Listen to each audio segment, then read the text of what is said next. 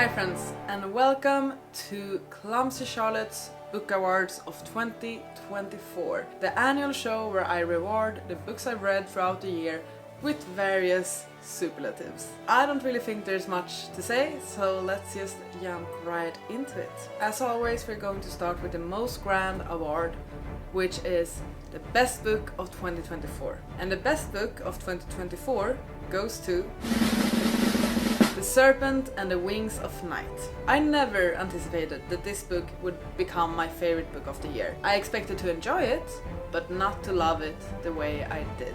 Best sequel of 2024 goes to Jade Legacy. I finally completed the Greenbone Saga this year. The third book is so epic in so many ways. I will miss this family that we have followed in the series so much. I'm just so impressed how this final book was able to tell a story that spawned across 20 years or more. That's insane. Speaking of sequels, greatest turnaround of 2024 goes to The Hero of Ages. Don't look at me like that. I really enjoy the Mistborn series, and I finally completed Mistborn Era 1 in 2024. But the thing with this book was that I didn't really connect to the final book that much. I was a bit bored, not gonna lie. But then Mr. Sanderson decided to hit us with those last, 150 pages of the book, something like that. And the way he ended this story, the way he ended Era 1, it truly shows. I get it now when people say that he's the master of cliffhangers and of endings. It took the book from a 3-star for me to almost a 5-star, like to a really strong 4-star, simply because of how the book ended. That experience in itself, doing that switch when reading the book, was a special moment and a defining moment of this summer and this year. The worst book of 2024 goes to The Love Wager. Honestly, I don't really have a worst book, so it might be a bit unfair to pick this one. I haven't really rated any books lower than 2 stars, I believe, this year, but this one was really bad. Best audiobook of 2024. From Here to the Great Unknown. This is Lisa Marie Presley's memoir slash biography, autobiography, I always confuse those, in collaboration with her daughter Riley Q.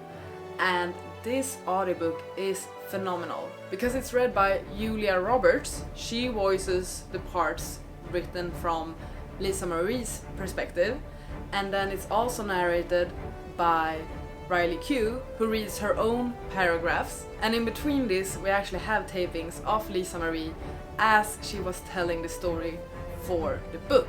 So there's actually 3 different narrators, and I think production-wise this was so well made, and on top of that it's just an incredible book, especially with the things that Riley added, because she's just such a brilliant woman. I was so impressed by her insights and her perspective into her mother's story. Greatest bore. The Appeal. Most outrageous. Reaction. Fiction. This is honestly some of the craziest things I've ever listened to. Like, I would listen to this on my commute in the mornings, and I would be like this on the subway, because like, what the heck? That third story in this one, there are sentences that I will never unhear.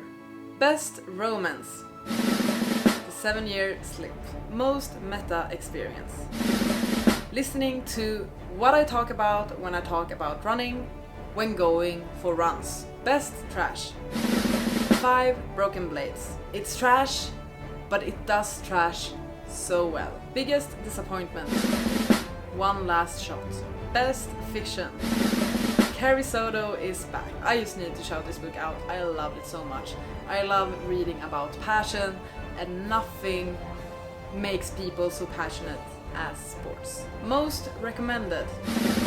The Poppy War. I made 3 people pick up and read this series this year. Not only the first book, but I have actually continued to the second and third book, and some have even finished the series. I should be getting a chunk of the money, honestly, based on how much I'm recommending this. Also, speaking of, I should be getting a chunk of Backman's earnings as well, since I'm basically gifting everyone any copy of Backman's books this year. It's my go-to. When I don't know what to give someone, I buy them a Backman book and say, hey, I thought you should read my favorite author. Speaking of, this year's Backman.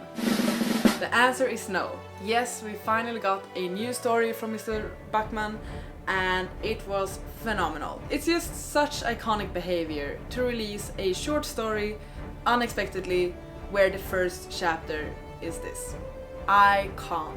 And lastly, the best award of being the bestest goes to you all for helping me reach 1,000 subscribers this year. So thank you so much for that. I feel like this time the award show turned out a bit short.